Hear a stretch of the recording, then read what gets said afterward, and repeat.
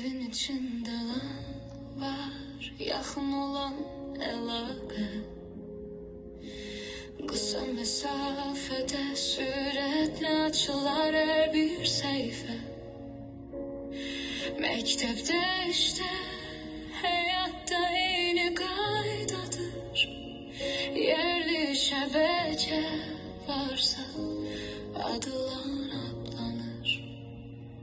Uzaqlara gedən yol şəhərləri keçirsə, ölkələri aşır, qitələri birləşdirirsə, bu artıq van olur, ən böyük şəbəkədir. Dünyanın informasiya yoludur, geniş dəhlizidir.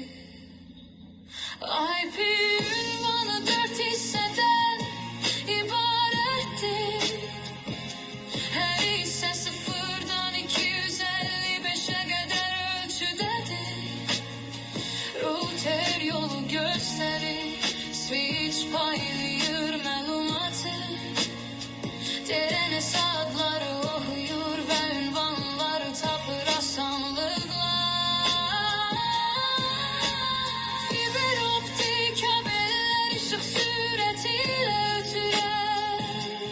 Dalgalar hava ilə daşır məlumatı hər tərəfə.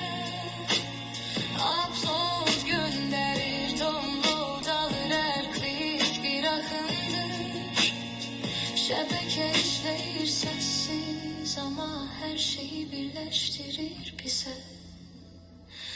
Sabirabaddan New York'a yol açılır. Mesajlar göylərdə ulduz kimi uçur. Məlumat axır, sərhəd tanımır. Şəbəkə bizi sonsuzluğa daşıyır.